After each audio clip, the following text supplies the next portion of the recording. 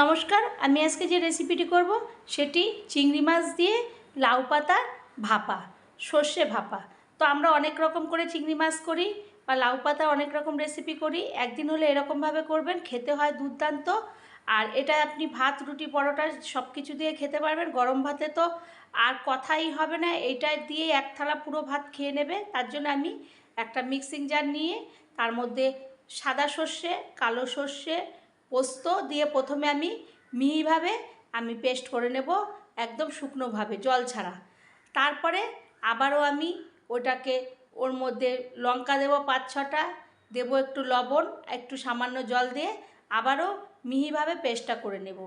এই দিকে পেস্টটা আমি একটা সাইড করে রেখে দেবো। আর আপনার চ্যানেলটি যদি সাবস্ক্রাইব না করেন, সাবস্ক্রাইব করবেন, লাইক, শেয়ার, কমেন্ট করবেন। পাশে থাকা বেল বাটনটি টিপেন, যে কোনো রেসিপি আপনাদের কাছে পৌঁছাবে।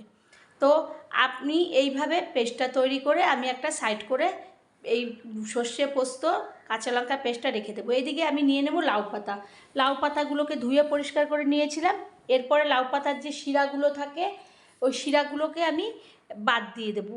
এরকম টেনে টেনে সমস্ত কয়টা শিরা প্রথমে আমি বাদ দেব। তারপরে সমস্ত লাউ পাতাগুলো এক জায়গায় সেট করে নিয়ে একটা রোল মতন করে নেব। রোল করে আমি একটা ছুরির সাহায্যে একদম ঝিরিঝিরি করে কুচি কুচি করে কেটে নেব। এইভাবে আমি সমস্তগুলো ঝিরিঝিরি করে কেটে নেব।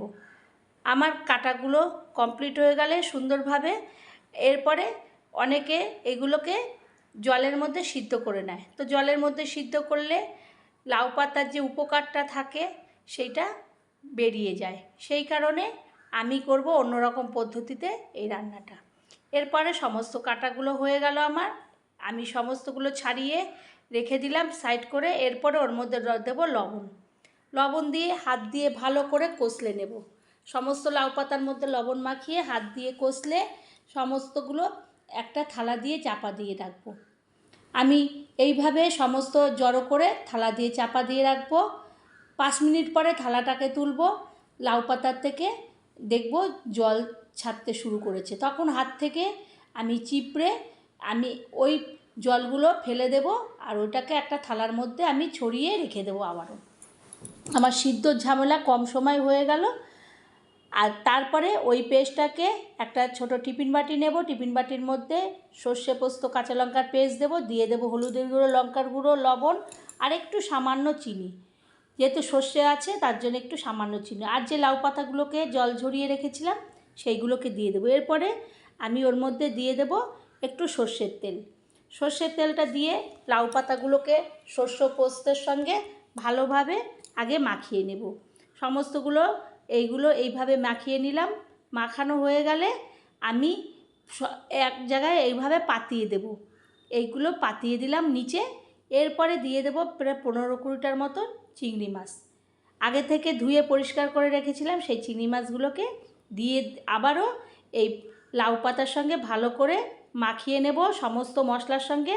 তারপর মিক্সিং জার ধুয়ে একটু জল দেব, দিয়ে আবারও একটু ওপর থেকে সর্ষের তেল দেব, দিয়ে দেব কাঁচা লঙ্কা।